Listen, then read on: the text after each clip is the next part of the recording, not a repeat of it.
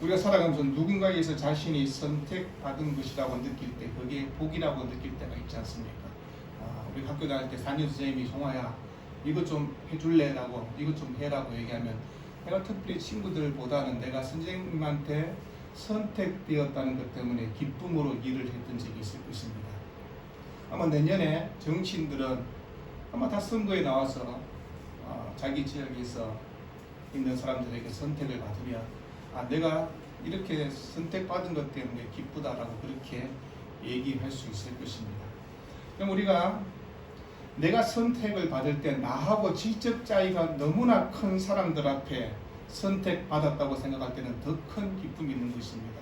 군대 가서 사단장이 나를 선택하고 그러면 훨씬 더 큰 기쁨이 있겠습니까? 근데 우리와 무한한 질적 차이가 있는 하나님께서 우리를 선택하셨다는 사실에는 우리가 어떤 감동을 느끼며 살고 있는가를 생각해 봅니다. 여러분, 세상에서 가장 큰 복이 뭐냐 그러면 하나님이 우리를 선택하셨다는 겁니다. 그런데 우리는 그걸 당연하게 받아들이고 있지는 않는가 생각합니다. 여러분, 하나님께서 우리를 선택하셨다는 이 놀라운 사실 앞에 하나님께 영광을 올려드리며 찬송하며 기뻐해야 되지 않을까 생각합니다.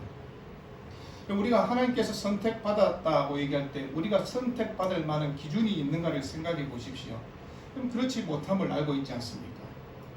근데 하나님께서 우리를 선택하시고 모든 과정 속에서 예수 그리스도께서 보정이 되시고 성령께서 그것을 함께 인치시고 보정하셔서 우리의 걸음을 운동하고 있지 않습니까? 여러분, 우리의 구원의 과정들을 생각하면서 하나님께서 창세전에 우리를 부르시고 예정하셔서 이 땅에 태어나게 하시고 때가 참에 부르시고 하나님의 영광스러운 자녀로 살아가게 할 이 놀라운 은혜가 얼마나 큰지 모릅니다.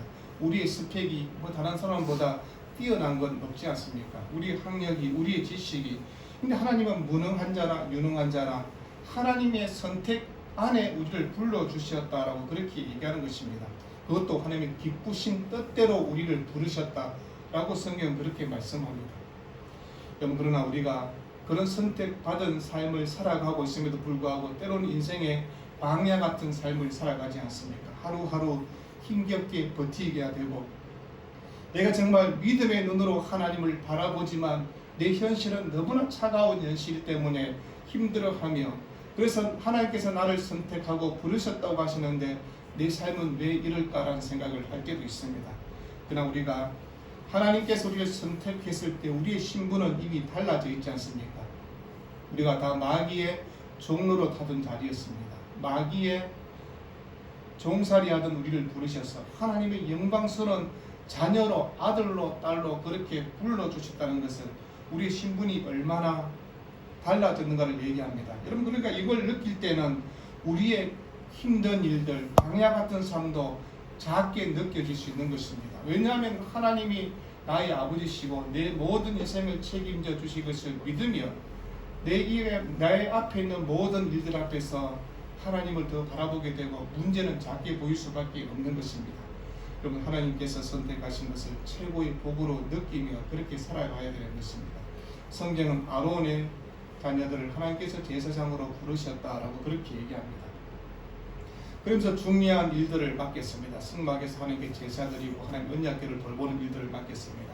그러면서 이스라엘 12지파 중에서 특별히 한 지파, 4지파를 하나님께서 선택하시고 하나님을 섬기는 일에 헌신하도록 그렇게 하시는 것을 보게 됩니다. 성막의 모든 진을 옮기고 그런 일들은 다른 지파가 할 수 없었습니다. 레위인들만 할 수 있었다라고 그렇게 얘기합니다. 민수기 8장 24절 보니까 레위는 이같이 할지니 곧 25세 이상으로 회막에 들어가서 공무하고 봉사할 것이오라고 그렇게 합니다.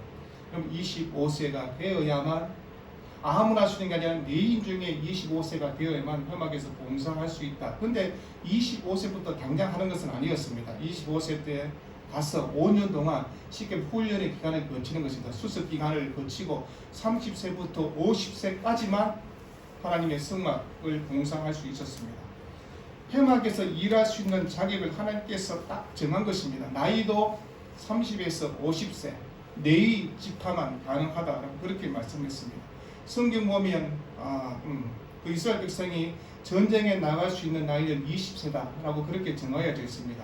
그런데 20세부터 되지만 그 나이에 대한 그 제한이 없는 것을 보게 됩니다.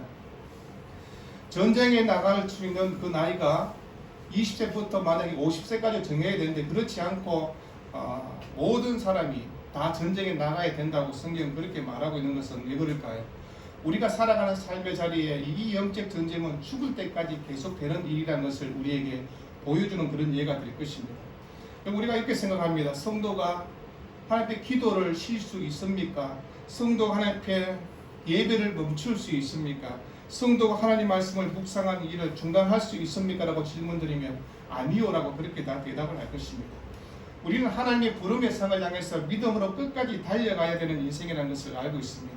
그런데 성막에서 일을 하는 사람은 달랐습니다. 30세에서 50세까지 하라는 것입니다. 사람마다 개인적인 어떤 성품과 성숙도도 다르고 어떤 기질도 다르고 여러 가지 차이가 있을 것입니다. 그런데 하나님은 30세에서 50세라고 정하였습니다. 왜요? 성막에서 회막에서 봉사하는 일이 이만큼 중요하다는 것입니다. 근데 그들이 하는 일이 쉬운 일이 아니라는 것입니다. 하나님의 성막을 옮길 때 아주 무거운 물건을 어깨에 매야 됩니다. 그리고 운반해야 되고 설치하고 또 철수하고 이런 고된 일들을 다 하는 것입니다. 그러면서 일할 수 있는 그 네 자손을 세 자손을 설명하고 있는 고앗 자손, 게르손 자손 그리고 무라리 자손에 대해서 얘기할 때 성경 고앗 자손은 2,750명, 게르손 자손은 2,630명, 그 무라리 자손은 3,200명, 그래서 8,580명이라고 그렇게 얘기합니다. 그러면서 고앗 자손이 할 일이 무엇인가를 얘기합니다. 성소에 있는 지성물을 운반하는 일을 합니다.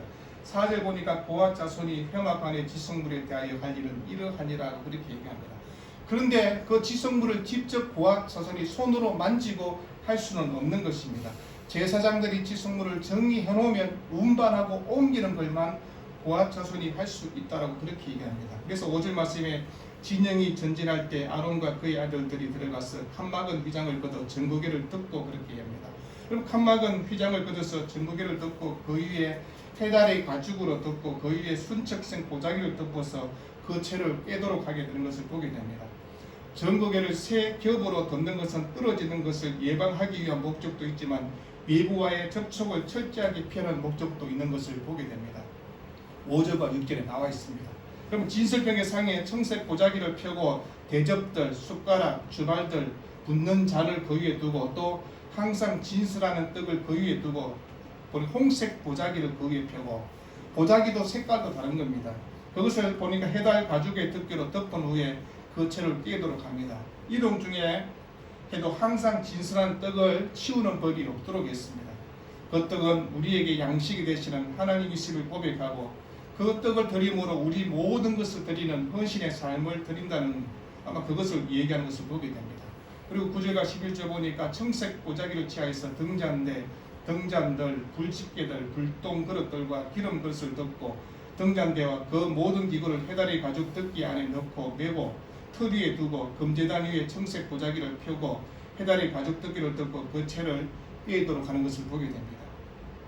12절과 14절 보니까 성소에서 봉사하는 데서는 모든 기구들을 취하여서 청색 보자기에 싸서 해다리 가죽 덮개로 덮어 매는 틀 위에 두고 번제단의 재는 버리고 그 제단 위에 자색 보자기를 펴서 봉사하는 데서는 모든 기구 곧 불 옮기는 그릇들과 거리 갈고기들과 부삽들과 대야들과 제단의 모든 기구를 두고 해다리 가죽 덮개를 그 위에 덮고 그 채를 꿰도록 하는 것을 보게 됩니다.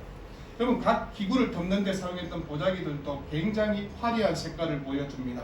그것은 각 기구들이 쉽게 식별하기 위한 것도 있지만 이렇게 아론과 그 아들들이 성소와 성소의 모든 기구를 덮는 일을 끝마친 후에야 고앗 자손들이 그것을 와서 맬 수 있는 것을 보게 됩니다. 그때 고앗 자손이 할지라도 지성물에 손을 댈 수는 없는 것입니다. 심지어 지성물을 쳐다보는 것조차도 허락하지 않았습니다. 그럼 그렇게 하는 이유는 무엇입니까? 하나님의 보좌를 둘러싸고 있는 거룩한 천사들이 하나님의 임재 앞에서 자신의 얼굴과 발을 가렸던 것처럼 고앗 자손들이 지성물을 너무 가까이 다가가지 않도록 조심하도록 하는 것을 보게 됩니다. 고앗 자손과 레위 지휘관들이 보니까 엘르아살이 회막 전체 책임 맡은 사람으로 성물 운반에 책임을 지도록 책임자도 정하는 것을 보게 됩니다. 엘르아살의 임무가 무엇입니까? 등유와 태우는 향과 항상 드린 소재물과 관유와 그리고 장막 전체에 그 중에 모든 것과 성소와 그 모든 기구를 담당하도록 하는 것을 보게 됩니다. 그러면 게르손 자손의 사람도 계수한 후에 그들에게 부여된 임무가 25절과 26절에 나와 있지 않습니까? 성막의 휘장들과 회막과 그 덮개와 그의 해달의 가죽 덮개와 회막 휘장문을 매며 뜰의 휘장과 성막의 제단 사방에는 뜰의 휘장문과 그 줄들과 그것에 사용하는 모든 기구를 매도록 그렇게 하도록 했습니다. 그리고 고앗 자손의 일꾼들은 회막의 시설물들에 손을 대어서는 안 되고 게르손 자손만이 회막에 암장에 손을 대어도 괜찮다, 그렇게 얘기하는 것을 보게 됩니다. 그리고 부품들을 직접 뿌리고 해체하기도 했습니다. 그럼 거기에 총 감독이 누군가를 얘기합니다. 아론의 아들이었던 이다말이라 그렇게 얘기하고 있습니다. 또 함께 무라리 자손의 임무는 31절과 32절에 장막의 널판들과 그 띠들과 그 기둥들과 그 받침들과 뜰 둘레 기둥들과 그 받침들과 그 말뚝들과 그 줄들과 그 모든 기구들과 그것에서는 모든 것을 꾸리고 해체하고 이동하라라고 그렇게 얘기합니다. 왜 성경은 하나님께서 그 모든 자손들에게 길게 그렇게 우리에게 설명하고 있을까요? 하나님의 성막을 섬기는 이 봉사의 일이 얼마나 중요한가를 우리에게 보여주고 있는 것입니다. 아무나 그 일들을 할 수 있다는 것이 아닌 것입니다. 그 일을 맡겼을 때 하나님께서 책임감을 갖고 하라고 그렇게 얘기하는 것입니다. 그리고 천막 말뚝을 옮길 일을 조금만 생각해 보십시오. 천막 말뚝이 뭐 그렇게 중요하냐고 그렇게 생각할 수 있지 않겠습니까? 근데 천막 말뚝을 옮기다 하나를 만약 잃어버리면 어떻게 되겠습니까? 여러분, 천막을 세워야 되는데 그 말뚝 하나가 없으면 천막이 세워질 수 없는 것입니다. 하나님의 장막을 세울 수 없다는 것입니다. 하나님의 장막을 세울 수 없다는 것은 그곳에서 하나님을 예배 드릴 수 없다는 것을 얘기하는 것입니다.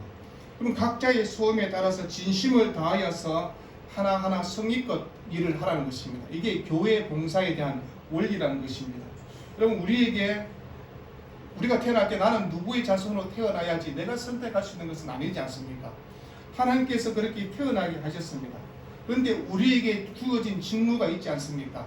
그 자손에게 태어나서 그 자손이 해야 될 직무가 있다고 얘기하는 것입니다. 이걸 우리가 할 때 주권적 직무 분담이라고 그렇게 얘기합니다. 여러분, 우리가 이렇게 합니다. 내가 어떤 직업을 선택해야 되지? 우리는 내 지식과 내 경륜과 내 경험들을 가지고 어떤 지식을 가지고 이 직업을 선택했다고 그렇게 생각합니다. 그런데 하나님께서 우리에게 가장 맞는 직업들을 선택할 수 있도록 하시는 것을 보게 됩니다. 그건 하나님의 그 주권적 인도에 따라서 그 일들을 하게 하시지 않습니까? 그래서 종교교육자들은 우리 모든 직업에는 하나님이 허락한 성직성이 있다고 그렇게 합니다.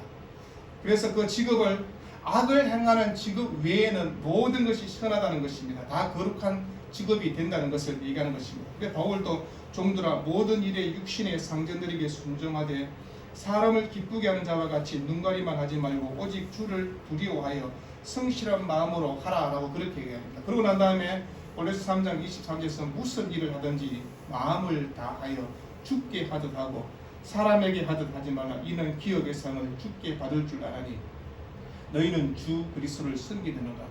여러분, 예수님을 섬기는 일들이 내가 하는 일들을 통해서 최선을 다하는 것이 주님을 섬기는 일이라고 그렇게 말씀하지 않습니까? 모든 일이 하나님께서 허락한 주의 일이 될 수 있다라고 그렇게 말하지 않습니까? 어떤 일들은 특별한 일이고 어떤 일은 그렇지 않다는 것을 얘기하는 것입니다. 지난주에도 그런 얘기를 말씀을 드렸습니다. 바울은 고린도서 12장에서 이 모든 일은 같은 한 성령이 행하사 그의 뜻대로 각 사람에게 나누어 주는 것이니라 그렇게 얘기합니다. 흔히 교회 안에서 병 고치는 은사가 있으면 대단한 은사라고 얘기합니다. 가르치는 은사가 있으면 그것도 좀 괜찮은 은사라고 생각합니다. 근데 다른 은사를 보면서 그건 신통치 않는 은사가 아닌가라고 생각할 때가 있습니다. 그렇지 않습니다. 병 고치는 은사든 가르치는 은사든 숨김의 은사든 다 동일하게 중요한 은사라고 그렇게 얘기하는 것입니다. 하나님을 섬기고 봉사하는 일에 그 일들을 사용하라고 그렇게 얘기하는 것입니다. 우리 몸의 각 지체가 서로를 위해서 필요하는 것처럼 교회 안에 다양한 직분을 주시고 다양한 직무를 주시고 그 일들을 감당하도록 하라고 그렇게 얘기하는 것입니다. 여러분, 우리 몸 안에 특별히 잘못된 몸이 있다고 얘기하면 그건 아니지 않습니까? 몸 하나, 손톱 하나, 손가락 하나, 발가락 하나도 다 소중하고 중요하다고 얘기하는 것입니다. 하나님은 이렇게 우리에게 그 일들을 맡기면서 오늘 이 성경을 통해서 우리에게 하시고 싶은 얘기는 너가 하는 작은 일 하나도 소중하다는 것을 깨달으라고 그렇게 얘기하는 것입니다. 각자가 맡은 일에 귀천이 없다는 것입니다. 그리고 우리가 교회 안에서 얘기합니다. 어떤 직업은 그 직분은 참 괜찮은 직분이고 그렇지 않는 직분이 있는가라고 생각할 때 그렇지 않습니다. 이런 고아 자손은 하나님 지속문을 운반합니다. 근데 결혼성 자손이 아니면 함께도 무라리 자손 같은 거는 그 일을 뒤차거리하는 아마 그런 정도로 생각할 수 있을 것입니다. 근데 그렇지 않다는 것이나 모든 것이 하나님 앞에 충실하게 해야 되고 하나님 그 모든 일들을 귀하게 보신다고 얘기하는 것입니다. 세상에 잘못된 것들이 교회 안에 들어왔는 것 중에 뭐가 있습니까? 일이 중요하고 또 그렇지 않는 것으로 그렇게 나누는 것입니다. 일의 경중을 따지는 것들은 세상적 잘못된 습관이라는 것입니다. 여러분 거룩한 일에 우리 모두가 함께 부르심을 받았다는 것을 기억하는 것입니다. 중요한 것은 부르심 앞에 내가 얼마나 순종하고 있느냐 이것이 중요한 것입니다. 여러분 하나님을 보지 않고 서로 비교하고 내가 수고한 대가를 바라는 그 마음 때문에 교회 안에서 갈등이 일어나는 것입니다. 하나님께서 우리에게 맡기신 일들을 섬김으로 기쁨으로 섬길 때 근데 사람의 마음에 본성은 부패하지 않습니까? 야, 저 사람 하는 일은 폼나는 것 같고 내 하는 일은 왜 이러지? 라고 그렇게 불평을 가지면 안 된다는 것입니다. 하나님께서 우리를 부르시고 그 부르심 앞에 다 기쁨으로 살 것을 얘기하는 것입니다. 바울은 그리스도 예수 안에서 하나님이 위에서 부르신 부름의 상을 위하여 달려가노라고 그렇게 얘기하는 것입니다. 여러분 우리가 하나님께서 부름의 상을 위해서 나에게 맡긴 일들을 충성하고 봉사하는 것이 필요하다고 얘기하는 것입니다. 그럼에도 불구하고 이 맡은 일에 대해서 엄중한 책임감을 갖고 하라고 얘기하는 것입니다. 고아 자손은 지성물을 옮기는 중요한 일을 맡았습니다. 다른 자손과 달리 하나님께서 그들에게 하신 경고가 있지 않습니까? 여러분 그것을 만지거나 그것을 보면 죽는다고 얘기하는 것입니다. 왜요? 하나님께서 단순한 행위 같지만 이렇게 경고하는 이유가 있다는 것입니다. 하나님의 거룩함을 훼손해서는 되지 않는다는 것입니다. 만지고 보고 하는 것들이 하나님의 영광을 가질 수 있기 때문에 그렇게 얘기하는 것입니다. 우리의 행동 여부가 잘못된 부주의에서 그런 일을 할 수가 있기 때문에 아니면 잘못된 호기심 때문에 그런 일들이 생길 수 있을 것입니다. 그럼 하나님의 성물을 만지는 일은 제사장에게 부여한 특별한 권한입니다. 그럼에도 불구하고 그것을 부주의할 때 어떤 일이 일어나는 것을 얘기하는 것입니다. 오늘 교회 안에서는 성물이라는 것은 없지 않습니까? 그럼 성소와 거했던 모든 기구들까지도 예수 그리스도 속죄의 그 제사를 통해서 다 깨끗하고 완성이 되었습니다. 그럼 성전 안에 있는 모든 부속품, 참 성전 대신 예수 그리스도의 구속의 일로 모든 것이 완성이 되어 있지 않습니까? 그럼 성도들이 거룩한 물건에 대한 봉사는 하나님 말씀에 대한 순종과 봉사로 남아있는 것뿐인 것을 보게 됩니다. 그럼 교회 안에 봉사와 순종의 과정에서 목사든 장로든 집사든 권사든 거룩한 봉사와 순종의 헌신이 필요하다고 얘기하는 것입니다. 교회 안에 어떤 사역은 중요하고 그렇지 못하다고 그렇게 말하면 그건 잘못이라고 얘기하는 것입니다. 여러분 조금만 생각해 보십시오. 합장단에서 얘기합니다. 야 테너는 참 중요한데 베이스는 그렇게 중요하지 않는 것 같다라고 말하면 뭐라고 얘기하겠습니까? 오케스트라 단원들이 모여서 자신의 악기에 대해서 자부심을 갖는 것은 괜찮지만 다른 악기가 열등하다거나 그 악기는 필요 없다고 말하면 어떤 일이 일어날까요? 여러분 합창단이 모여서 함께 그 연습하는데 자기들끼리 연습하고 지휘자 없이 연습한다는 것은 무슨 일이 될까요? 합창단 할 때 악보만 보는 사람 있잖아요. 왜 그럴까요? 악보 보는데 급급하니까 지휘자를 못 보는 것입니다. 그러니까 그 사람이 삑 소리가 나는 것입니다. 음이 이탈되고. 성가대 하면 성가대 지휘자를 보세요. 지휘자가 늘 얘기하는 것이 그겁니다. 지휘자를 보고 지휘자와 눈과 항상 컨택이 되고 그리고 항상 그 찬송을 잘 외워오시라고 이야기한 이유가 뭡니까? 지휘자를 볼 시간이 없거든요. 그러다 보면 지휘자를 놓치고 혼자서 삑소리 나고 여러분 교회 안에 이럴 수 있다는 것입니다. 하나님께서 세우신 리더를 통해서 바라보고 잘 가야 되는데 혼자 보고 있다가 혼자 다른 길로 가다가 잘못된 일이 일어날 수 있다고 얘기하는 것입니다. 여러분 자기 직무에 대해서 어떤 직무에 대한 책임감을 갖고 해야 되는 것입니다. 여러분 목사가 해야 될 직무가 있고 장로가 해야 될 직무가 있고 권사가 또 집사가 해야 될 직무들은 다 있지 않겠습니까? 근데 권사가 얘기합니다. 권사님 오셔서 목사님 목사하는 게 되게 쉬운 것 같으니까 내일부터 내가 목사할게요 라고 얘기하면 뭐라고 얘기하겠습니까? 장로가 와가지고 아니 목사님 목사하는 일 별로 없는 것 같은데 내일부터 장로가 목사하지요 라고 얘기하면 그건 아니지 않느냐고 얘기하는 것입니다. 질서에 어긋나는 일을 하지 말라고 그렇게 얘기하는 것입니다. 그럼 부하 자손의 아론의 아들들이 하는 일을 하려고 한다면 그건 죽는 것밖에 없다고 얘기했지 않습니까? 그럼 제사장의 사역도 그 영역이 존중되지만 다른 모든 사역도 존중되어야 된다고 얘기하는 것입니다. 아무리 타고난 사람이 할지라도 그 자기에 맡은 그 직무에 충실해야 되는 것입니다. 한국에 대통령이 있지만 대통령보다 공부 잘하는 사람들이 훨씬 더 많잖아요. 똑똑한 사람들 더 많고요. 근데 그 사람이 대통령이 되었으면 그 대통령을 존중하고 따라야 되지 않겠습니까? 근데 잘못된 비서관이 와서 내가 공부할 때 대통령보다 훨씬 더 공부 잘했고 내가 똑똑한데 내가 대통령 자리에 있어서 뭘 할 것처럼 얘기하면 어떻게 되겠습니까? 잘리지 않겠습니까? 그러면 교회도 마찬가지라고 그렇게 얘기하는 것입니다. 그럼 우리가 살아가는 자신의 한계가 다 있을 것입니다. 그리고 내가 할 영역들이 있다라고 그렇게 얘기하는 것입니다. 그러면 자기 한계를 모르고 설치는 사람은 뭐라고 얘기합니까? 교만한 사람이라고 그렇게 얘기하는 것입니다. 이런 교만이 뭘까요? 자기 위치를 망각하고 자신이 어떤 존재인가를 망각하는 이게 바로 교만인 것입니다. 그럼 광야의 이스라엘 백성들이 계속해서 행진을 해갑니다. 근데 왜 행진에는 그런 시간이 필요한가를 얘기할 때 가나안 땅을 향해서 나아가면서 이스라엘 백성들이 교만의 모든 짐들을 벗어버리고 겸손하게 하나님의 백성으로 훈련받는 시간인 것을 우리가 알고 있지 않습니까? 그럼 광야는 아무것도 보장되어 있지 않습니다. 불안정한 곳입니다. 아무것도 없기에 무엇을 기대할 수 있겠습니까? 하나님만 바라보는 훈련을 하라는 것입니다. 하나님만 의지하는 그 훈련의 시간을 갖게 하고 내게 맡겨진 일들을 감당하는 것입니다. 광야에서 하나님께서 각 지파에게 맡겨진 일도 있습니다. 하나님께서 각 지파가 움직일 때 마음대로 가지 않겠습니다. 어느 지파는 어느 지역에서 하나님께서 딱 정하여 주고 일들을 하게 있습니다. 그럼 광야에서 이스라엘 백성이 도저히 논리적으로 이해되지 않는 일들을 경험하지 않습니까? 왜요? 하나님께서 그런 훈련의 시간들을 갖도록 하는 것입니다. 그래서 네 지파에도 동일한 것을 보지 않습니까? 그럼 광야에서 어떤 때는 긴 시간 동안 머물라고 합니다. 어떨 때는 잠시 머물다가 출발하게 되겠습니다.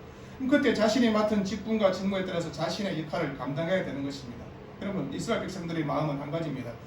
빨리 광야를 벗어나야지. 그러나 그렇지 못했습니다. 구름이 움직여야만 할 수 있었습니다. 구름이 멈추면 무작정 기다려야 되는 것입니다. 하나님의 때를 따라 자신의 직무를 묵묵히 감당할 때 그것은 광야이든 성결이든 상관이 없다는 것입니다. 우리는 이런 질문을 할 것입니다. 언제까지 기다려야 합니까? 그럼 답이 무엇입니까? 구름이 떠오를 때까지입니다. 내가 언제 멈춰야 됩니까? 구름이 멈추면 멈추라는 것입니다. 하나님께서 이동식 성막을 만드시고 이것을 통해서 우리에게 무엇을 교훈할까요? 주님은 한 곳에 머문데 계시는 분이 아니란 것입니다. 주님은 온 우주 만물을 통치하고 다스리시며 우리 삶의 가장 가까이에 계신다는 것을 하나님께서 이 성막을 통해서 우리에게 보여주고 있는 것입니다. 그래서 하나님께서 네 지파에게 헌신을 요구하면서 그들에게 요구했던 것들이 동일하게 우리에게도 요구가 되는 것입니다. 주님을 위해서 최고의 것을, 최선의 것을 드리는 헌신이 지금 이 시대에 우리가 해야 할 일이라고 주님은 그렇게 말씀하고 있습니다. 그럼 사람들이 얘기합니다. 우리 인생에서 가장 중요한 시간이 언제입니까? 오늘이지 않습니까? 여러분, 어제도 아니고 내일도 아니고 오늘 이 시간이, 이 장소가 내가 살아가는 삶의 자리에서 가장 중요한 시간이고 가장 중요한 장소이지 않습니까? 그러면 내가 주님을 섬기고 봉사할 수 있는, 헌신할 수 있는 가장 좋은 때가 언제입니까? 오늘 이 시간이라고 얘기하는 것입니다. 우리가 함께 하나님의 말씀을 어깨에 메고 직접 이동하면서 여러분, 우리가 삶의 현장에서 하나님의 말씀 풀고 나누며 적용하며 그렇게 살아가는 것입니다. 그럼 고학 자손들이 이스라엘 백성들이 요단을 건널 때도요, 그곳에서 하나님의 언약궤를 메고 이스라엘 백성이 여리고성을 돌 때도 가장 먼저 하나님의 언약궤를 메고 그 성을 돌았지 않습니까? 내 삶의 전체가 하나님의 말씀이 관통되고 내 삶의 전체를 지배하고 다스리는 삶을 살아가야만이 하나님의 영광이 우리에게 나타날 수 있다고 그렇게 얘기하는 것입니다. 각자에게 맡겨진 일들이 있지 않겠습니까? 그것에 대해서 우리가 책임감을 갖는 것입니다. 그리고 온 힘을 다하여 그 일을 하는 것입니다. 그러면 하나님께서 우리에게 허락한 상급이 있다고, 그리고 우리에게 허락한 영광의 면류관이 있을 것이라고 그렇게 말씀하고 있는 것입니다. 여러분, 언제 가장 예수를 잘 믿고 싶습니까? 오늘입니다. 오늘 가장 예수를 잘 믿어야 되는 것입니다. 언제 가장 충성하기를 원하십니까? 수진이가 대학 가서 아니다. 오늘 이 시간 하나님께 가장 충성할 수 있는 시간이라고 얘기하는 것입니다. 그리고 최선의 신앙의 삶을 언제 살 수 있습니까? 오늘입니다. 오늘 내가 하나님을 가장 사랑하고 하나님의 말씀을 바르고 순종하고 살아가는 것이 오늘이라고 그렇게 얘기하고 있는 것입니다. 여러분, 오늘이 소중하지 않습니까? 그리고 나에게 맡겨진 일들이 소중하지 않습니까? 그 일 앞에 내가 충성하고 헌신하며 살아갈 때 하나님 우리를 향해서 그래, 잘하였다. 주님이 기뻐하시면서 활짝 웃으실 것입니다. 그런 믿음으로 살아가는 여러분 모두가 되기를 우리 주님으로 축원드립니다. 기도하겠습니다.